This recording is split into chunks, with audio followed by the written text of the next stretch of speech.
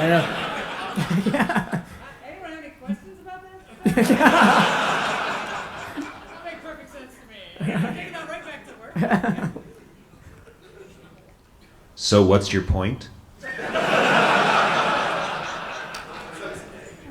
Yeah, I think the point was sort of described at the beginning of the talk, just to the left.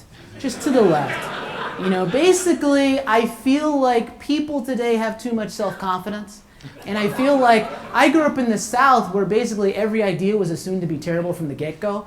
And so really I'm just trying to spread that philosophy. You know, I think that every technologist should have a council of Southerners who sit around and give them ideas about whether or not they're thinking the right thing. The answer will almost certainly be no, and that's what you need to hear. Because here's the thing, the South has a lot of problems. Don't get me wrong, it's got a lot of problems. But the thing is, you grow up tough in the South.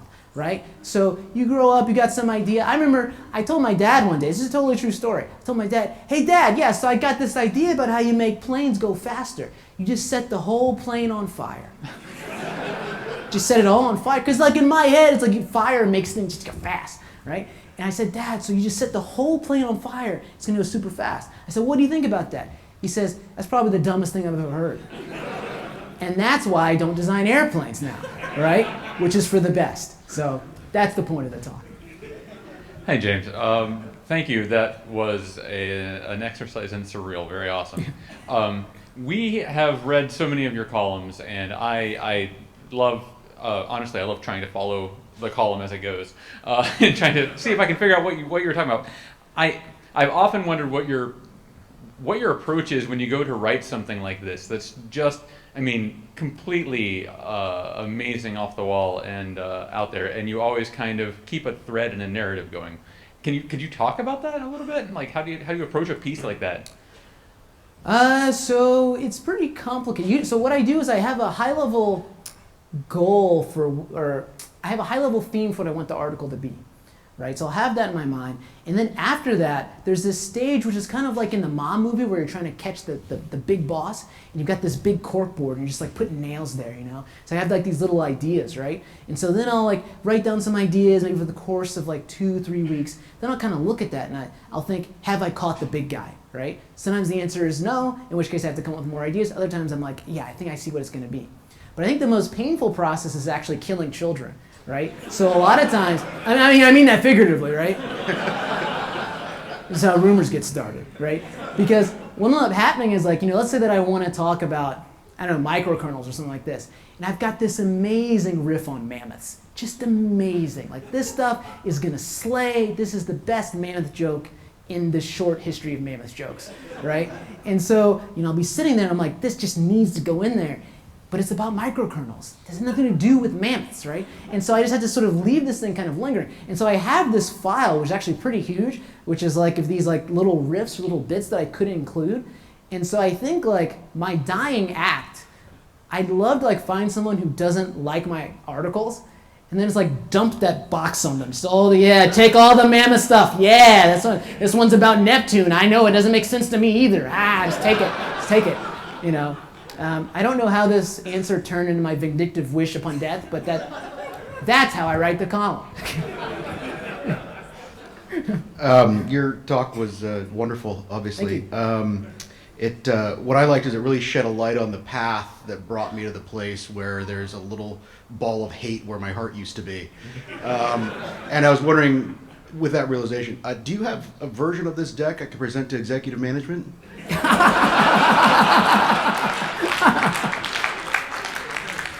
Well, as it turns out, James Mickens is also available as a service.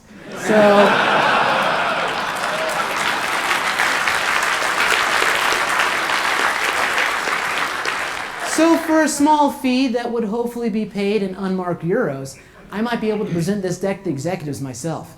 So yeah, find me on Tor, okay? I'll send you the link. Hi. Hey. Just building on something you briefly mentioned in not the previous answer, the one before. Is it true they let you teach students? Yeah, it is true they let me teach students. I mean, I think that what's useful is that, you know, once again, it gets back to, I think, to sort of the old Southerner type thing, right? I mean, it's nice to have people who get out there and who will say, you can be anything that you want to be. But like that's not true in most cases, right? It's like you can basically sort of be some things, right? And so I think I'm useful because I can kind of come in there and I can say, listen, I've been in the coal mines before. I know what it's like there. I've seen people die. Right? Now, one thing I didn't realize though is that when you teach students, like we're all adults here, right? So I can say like sarcastic stuff like that, and like people understand I'm not being like literally true. But sometimes like I'll say these things in class, like I've seen people die. They're like, this dude has seen people die, and I was like, but I, like not literally has, and then I'd write that down, not literally seen people die, But yeah, so far so good. I mean, I've only been there for a semester, so there's still time for me to get fired. So. But I'm going to be talking to his executives later this month, so get some walk-around cash, in case I get canned to the university. Awesome. Thanks, quite a talk. I hope you don't mind a serious question, but you did mention Star Wars.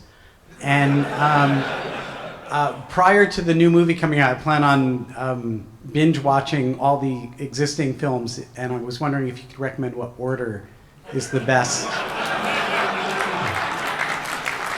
Yes, well, I think I would recommend watching the original 3, then reading the Wikipedia articles for the rest of them.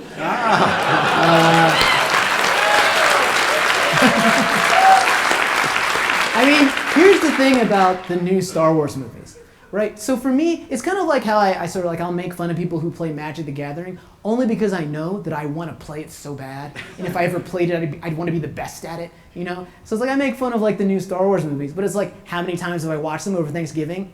Like millions of times, right? And so I think the thing about the new ones is that essentially the first one is completely worthless. Just completely like hunt everyone down who was involved, put them in a work camp, it's just not good, right? The second one is epsilon better, okay? So, put them on like a chain gang, not in a work camp, right? The third one is like a D+. So it is better than the first two. The end is kind of interesting because you're like, oh, I know this guy's gonna turn into Darth Vader, how does it work? But it's still not that great.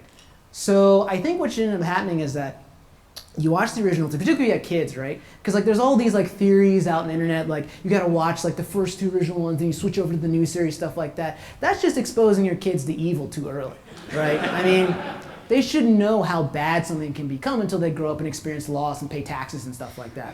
So my theory, just watch the original 3, Wikipedia summaries for the new ones, go see the new one, which I'm psyched about, by the way. I've watched that trailer so many times. Even though like there's like 3 trailers out, something like that, most of them are just the X-Wing flying over that lake. Oh, just hit back, just rewind that. Just look at that. Who are they going for? I don't even know. This little soccer ball was just amazing, right?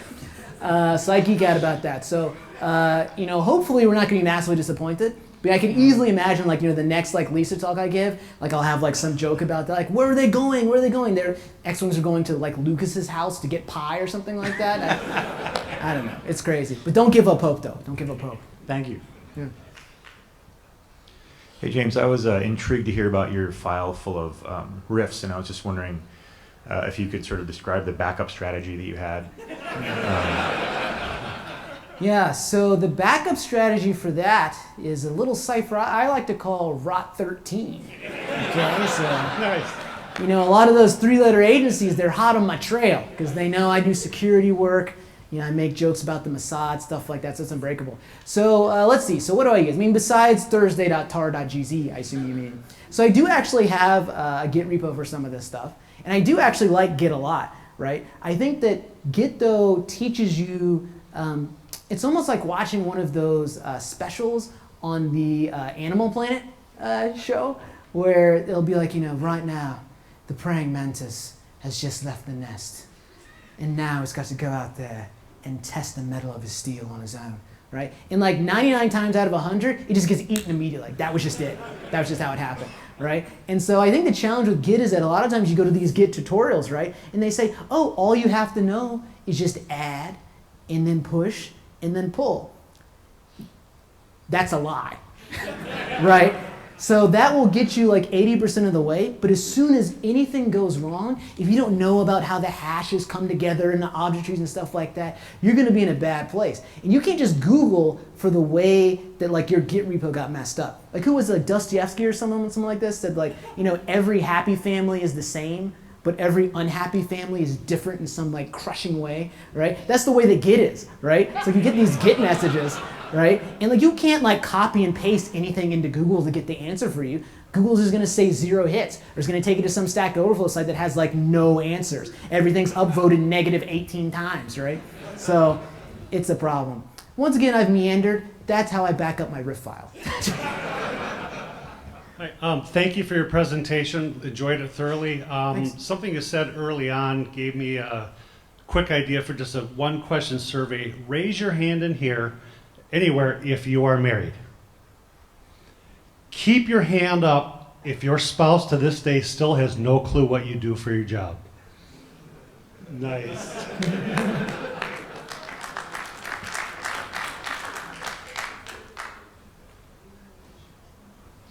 I think that's it. All right, thanks. Thank you, James.